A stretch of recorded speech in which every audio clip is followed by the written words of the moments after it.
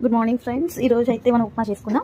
ఫస్ట్గా మనం తరిగి పెట్టుకోవాలి ఉల్లిపాయలు, పచ్చిమిర్చి అవన్నీ కరెక్ట్గా పెట్టుకొని వాటిలో వేసుకోవడానికి కావాలి కాబట్టి తర్వాత తాలింపు గింజలు పక్కన పెట్టుకుందాం.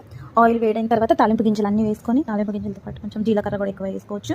వాటితో పాటు జీడిపప్పు వేసుకుందాం. జీడిపప్పు అయినా గోల్డెన్ కలర్లో వచ్చే వరకు వేయించుకొని మనం పెట్టుకోవాలి.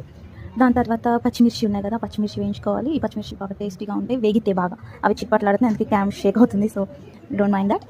సో ఇవన్నీ బాగా వేగనివ్వాలి. మామూలుగా అయితే చిన్నపిల్లలు కానీ ఎవరైనా ఉప్మా తినడానికి అంత ఇష్టపడరు కదా, ఎందుకంటే చేసే విధానం అనమాట. హాస్టల్స్లో తిని తిని బోర్ అయిపోయి ఉంటారు. ఇలా ట్రై చేయండి. ఇప్పుడైతే వాటితో పాటు మనం ఆనియన్స్ వేసుకుందాం. ఆనియన్స్ అవన్నీ వేగేదాకా వేయించాలి. అవన్నీ బాగా ఫ్రై అయితే టేస్టీగా ఉంటుంది కాబట్టి. సో అవన్నీ ఫ్రై అవుతున్నప్పుడు మనం స్టవ్ మీడియం ఫ్లేమ్లో పెట్టుకుంటే బాగుంటుంది. ఏంట్రా బాబు ఇంతసేపు వేగుతున్నాయి అనుకోవద్దు, వేగాలి కాబట్టి వేగుతున్నాయి. ఇప్పుడు వాటిలో అరాకీస్ వేసుకుందాం. అవన్నీ ఆల్రెడీ వేయించి పెట్టిన అరాకీస్ ఉన్నాయి, వాటిని కూడా యాడ్ చేసుకుందాం. అవన్నీ ఉప్మాలో తినేటప్పుడు తగులుతుంటే టేస్టీగా ఉంటుంది అందుకని. ఇంకా ఇవన్నీ వేగే టైంలో మన పిల్లలకి చి ఉంటారు ఇట్లాంటి వాళ్ళు, ఏం చేయలేం ఫ్రెండ్స్. మనం కరివేపాకు యాడ్ చేసుకోండి. కరివేపాకు అసలు నాకు కరివేపాకు అంటే ఎంత ఇష్టం అంటే ఈ కర్రీ లీఫ్. ఒకవేళ మా అక్క మమ్మీ మర్చిపోయినా యాడ్ చేయడం, నేనంతా కర్రీ అయిపోయిన తర్వాతనే యాడ్ చేస్తాను వాళ్ళ తాలింపులో మర్చిపోతే, because it gives the aroma, you know if you know type అనమాట. సో దాంట్లో మనం వాటర్ వేసుకొని అవన్నీ ఫ్రై అయిన తర్వాత వాటర్ యాడ్ చేసుకోవాలి కావాల్సినంత. దానిలో సరిపోయేంత సాల్ట్ యాడ్ చేసుకోవాలి.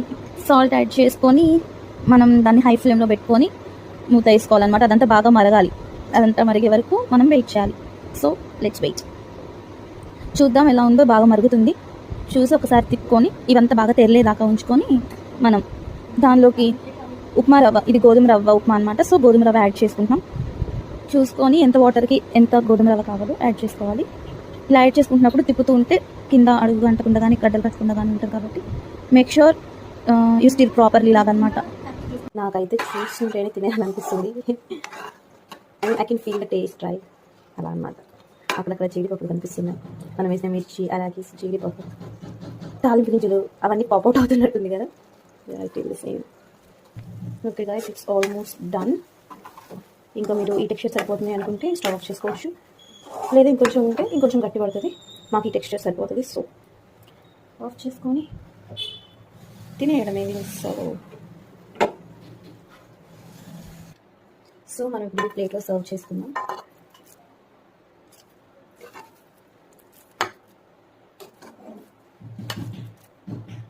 It's looking yummy.